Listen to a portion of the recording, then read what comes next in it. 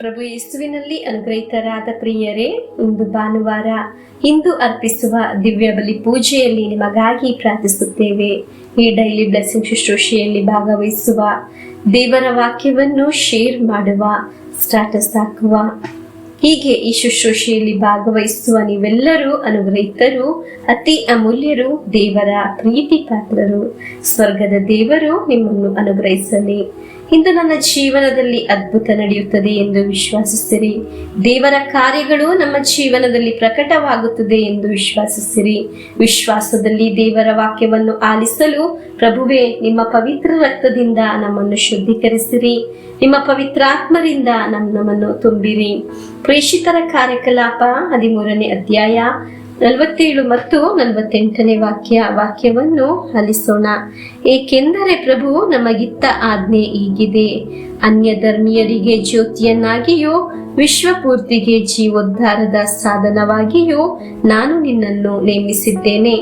ಇದನ್ನು ಕೇಳಿದ ಅನ್ಯ ಧರ್ಮೀಯರು ಸಂತೋಷಪಟ್ಟು ದೇವರ ಸಂದೇಶಕ್ಕಾಗಿ ಸ್ತುತಿಸಿದರು.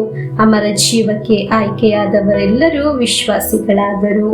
ಪ್ರಿಯರೇ, ದೇವರ ವಾಕ್ಯ ಆಲಿಸುವ ನಮ್ಮನ್ನು ದೇವರು ಜ್ಯೋತಿಯನ್ನಾಗಿ ನೇಮಿಸಿದ್ದಾರೆ. ಹಲ್ಲೆಲೂಯಾ. ಜ್ಯೋತಿ ಕತ್ತಲೆಯನ್ನು ನೀಗಿಸುತ್ತದೆ.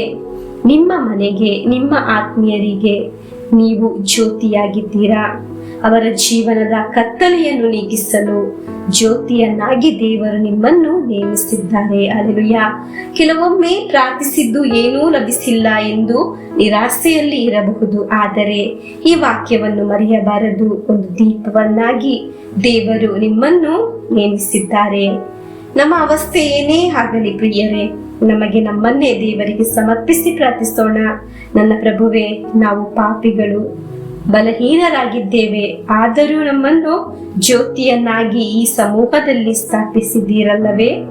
ಅದರಿಂದಲ್ಲವೇ ನನಗೆ ಹೀಗೆ ದೇವರ ವಾಕ್ಯವನ್ನು ಸಾರಲು ಸಾಧ್ಯವಾಗುವುದು, ದೇವರ ವಾಕ್ಯವನ್ನು ಶೇರ್ ಮಾಡಲು ಸಾಧ್ಯವಾಗುವುದು. ಈ ವಾಕ್ಯ ಆಲಿಸುವ ನೀವು ನಿಮ್ಮ ಜೀವನದಲ್ಲಿ ಉನ್ನತಕ್ಕೆ ಏರುತ್ತೀರಾ. ಹಲ್ಲೆಲೂಯಾ. ನಾವು ಆಲಿಸುವ ವಾಕ್ಯ ನಾಳೆಗಳಲ್ಲಿ ಅದು ನಮಗೆ ಫಲವನ್ನು ನೀಡುತ್ತದೆ. ನಮಗೆ ಪ್ರಭು ಯೇಸುವಿನ ಆಶೀರ್ವಾದವನ್ನು ಸ್ವೀಕರಿಸೋಣ. ಮಕ್ಕಳಿಗೆ ದೇವರ ವಾಕ್ಯವನ್ನು ನೀವು ಕೇಳಿಸಬೇಕು. ನಾಳೆಗಳಲ್ಲಿ ದೇವರ ವಾಕ್ಯದ ಅಭಿಷೇಕ ಅವರ ಮೇಲೆ ಸುರಿಯಲ್ಪಡುತ್ತದೆ. ಪ್ರಿಯರೇ, ತಂದೆ ತಾಯಿಯರೇ, ನಿಮ್ಮನ್ನು ಜ್ಯೋತಿಯನ್ನಾಗಿ ದೇವರು ನೇಮಿಸಿದ್ದಾರೆ. ಏಕೆಂದರೆ ದೇವರನ್ನು ಆರಾಧಿಸುವ ಒಂದು ತಲೆಮಾರನ್ನು ಹೊತ್ತು ತರಲು ದೇವರ ವಾಕ್ಯವನ್ನು ನಿಮ್ಮ ಮಕ್ಕಳಿಗೆ ಆಲಿಸಲು ಹೇಳಿರಿ. ಆಮೇನ್. ನಮ್ಮೇ ಪ್ರಭು ಯೇಸು ಕ್ರಿಸ್ತರ ವರಪ್ರಸಾದವು, ದೇವರ ಪ್ರೀತಿಯು, ಪವಿತ್ರಾತ್ಮರ ಅನ್ಯೋನ್ಯತೆಯು ನಿಮ್ಮೊಡನ ಇರಲಿ.